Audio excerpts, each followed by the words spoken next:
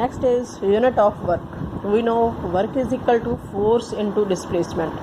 Like force ਦੀਆਂ unit ਨੂੰ ਵੀ ਆਪਾਂ ਦੋ ਪਾਰਟਸ ਵਿੱਚ ਡਿਵਾਈਡ ਕੀਤਾ ਸੀਗਾ, ਐਬਸੋਲਿਊਟ ਯੂਨਿਟ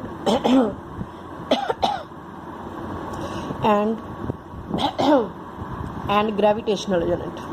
ਤਾਂ ਐਬਸੋਲਿਊਟ ਯੂਨਿਟ ਫੋਰਸ ਦੀ ਕਿਹੜੀ ਕੀਤੀ ਸੀ ਆਪਾਂ, ਨਿਊਟਨ MKS ਸਿਸਟਮ 'ਚ ਅਤੇ CGS ਵਿੱਚ ਕੀਤੀ ਸੀ ਡਾਇਨ। ਕਲੀਅਰ। ਤਾਂ ਫੋਰਸ ਦੇ ਨਾਲ ਹੁਣ ਡਿਸਪਲੇਸਮੈਂਟ ਆ ਗਈ। ਸੋ ਯੂਨਿਟ ਆਫ ਵਰਕ ਨੂੰ ਦੋ ਪਾਰਟਸ ਵਿੱਚ ਡਿਵਾਈਡ ਕੀਤਾ, ਇੱਕ absolute unit, second is gravitational. Absolute unit further in MKS system joule and in CGS system erg. Clear. ਤਾਂ ਐਬਸੋਲਿਊਟ ਯੂਨਿਟ ਦੇ ਵਿੱਚ ਆਪਾਂ ਫਾਰਮੂਲਾ ਦੇਖੋ ਕਿਵੇਂ ਰਿਲੇਟ ਕਰਾਂਗੇ। W is equal to force into displacement. Force ਕਿਹਦੇ ਵਿੱਚ ਹੁੰਦਾ, ਫੋਰਸ ਹੁੰਦਾ ਮਾਸ ਇੰਟੂ ਐਕਸਲੇਸ਼ਨ। ਤਾਂ MKS ਸਿਸਟਮ ਵਿੱਚ ਮਾਸ ਕਿਲੋਗ੍ਰਾਮ ਦੇ ਵਿੱਚ, acceleration metre per second square, displacement ਕਿੰਨੀ ਆ ਗਈ ਮੀਟਰ ਵਿੱਚ। ਤਾਂ ਇਹਨੂੰ ਇਕੱਠਾ ਕਰਕੇ ਆਪਾਂ ਕੀ ਲਿਖ ਸਕਦੇ ਹਾਂ, ਇਹ ਬਣ ਗਿਆ ਨਿਊਟਨ ਮੀਟਰ ਨੂੰ ਕੀ ਕਹਿ ਦਿੰਦੇ ਆਪਾਂ, 1 joule. 1 joule is equal to newton metre. ਤਾਂ ਐਬਸੋਲਿਊਟ ਯੂਨਿਟ MKS ਸਿਸਟਮ ਵਿੱਚ ਜਾਊਲ ਹੁੰਦੀ ਹੈ। 1 ਜਾਊਲ ਇਜ਼ ਇਕੁਅਲ ਟੂ ਕੀ ਹੈ, ਫੋਰਸ ਇੰਟੂ ਡਿਸਪਲੇਸਮੈਂਟ। ਠੀਕ ਹੈ, ਫੋਰਸ ਨੂੰ ਕੀ ਲਿਖਤਾ ਨਿਊਟਨ, ਡਿਸਪਲੇਸਮੈਂਟ ਨੂੰ ਕੀ ਲਿਖਤਾ ਮੀਟਰ। ਤਾਂ relationship between joule and erg, we know 1 joule is equal to 10⁻⁷ erg. ਠੀਕ ਹੈ, ਤਾਂ 1 ਜਾਊਲ ਨੂੰ ਹੁਣੇ ਆਪਾਂ ਕੀ ਲਿਖਿਆ ਸੀ, kilogram metre per second square metre, or you can say 1 newton metre. ਤਾਂ ਇਹਨੂੰ ਕਨਵਰਟ ਕਰੋ CGS ਸਿਸਟਮ ਦੇ ਵਿੱਚ। 1 kilogram is equal to 1000 gram, 100 centimetre per second square, because in MKS or CGS system unit of time always second. Metre ਨੂੰ change ਕਰਤਾ, 1 metre is equal to 100 centimetre. ਇਹਨੂੰ combine ਕਰੋ ਸਾਰਾ। ਤਾਂ 10 ਦੀ total power ਬਣ ਗਈ 7 gram centimetre per second square centimetre. ਤਾਂ ਇਹ ਸਾਰਾ CGS ਸਿਸਟਮ ਬਣ ਗਿਆ। ਇਹਨੂੰ ਸਾਰੇ ਨੂੰ ਇਕੱਠਾ ਕੀ ਲਿਖਾਂਗੇ ਆਪਾਂ, erg. So 1 joule is equal to 10⁻⁷ erg. Then gravitational unit force ਦੀ MKS ਸਿਸਟਮ ਵਿੱਚ ਕੀ ਸੀ, kilogram force or kilogram weight. CGS ਵਿੱਚ ਸੀਗੀ gram force or gram weight. ਠੀਕ ਹੈ, ਹੁਣ ਡਿਸਪਲੇਸਮੈਂਟ ਵੀ ਆ ਗਿਆ ਨਾਲ। ਤਾਂ ਨਾਲ ਕੀ ਡਿਸਪਲੇਸਮੈਂਟ ਦੀ ਯੂਨਿਟ MKS ਸਿਸਟਮ 'ਚ ਮੀਟਰ, ਇਹਦੇ ਵਿੱਚ ਕੀ ਹੁੰਦੀ ਹੈ ਸੈਂਟੀਮੀਟਰ।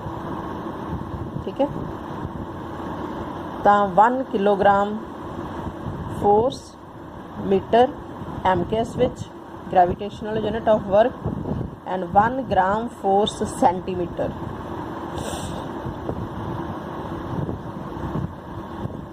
ਕਿਲੋਗ੍ਰਾਮ ਫੋਰਸ ਪਾ ਦਿਓ ਚਾਹੇ ਕਿਲੋਗ੍ਰਾਮ ਪਾ ਦਿਓ, ਦੋਨਾਂ ਦਾ ਮੀਨਿੰਗ ਸੇਮ ਹੀ ਹੈ। ठीक है, 1 ग्राम सेंटीमीटर और 1 ग्राम फोर्स सेंटीमीटर, इन्होंने दोनों का नोटेशन सेम ही है। Then what is the relationship between gravitational unit and absolute unit. 1 kilogram force metre, ये किहड़ी यूनिट है अपने कोले MKS सिस्टम विच वर्क की यूनिट है किहड़ी, 1 kilogram force metre. Absolute gravitational unit of force in MKS system 1 kilogram force metre. ठीक है, तो ये की बन गया, ये यूनिट आलमोस्ट की अपने को फोर्स की है, आ कदी है डिसप्लेसमेंट की। तो फोर्स 1 किलोग्राम फोर्स विच 9.8 न्यूटन होंगे metre as it is.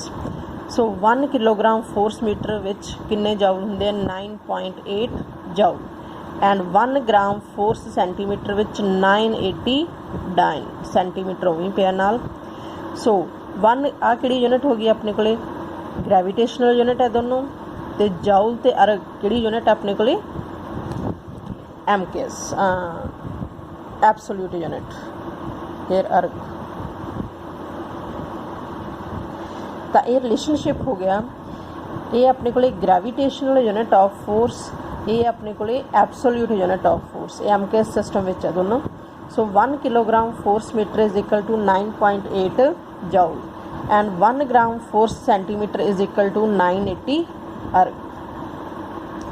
Use होणगे किहदे which नुमैरिकलां which because नुमैरिकलां विच आपां स्टैंडर्ड सिस्टम रखना हुंदा MTS और CGS उत्थे जिथे भी वर्क दिता होऊगा किलोग्राम फोर्स मीटर विच जां ग्राम फोर्स सेंटीमीटर विच उहनूं आपां नूं चेंज करना पैंदा है किहदे विच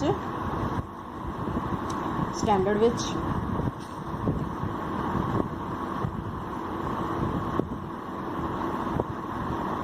मीनस जाउल जां अर्ग विच उत्थे नोटेशन यूज़ होगी 1 kilogram force metre is equal to 9.8 joule 1 gram force centimetre is equal to 980 अर्ग।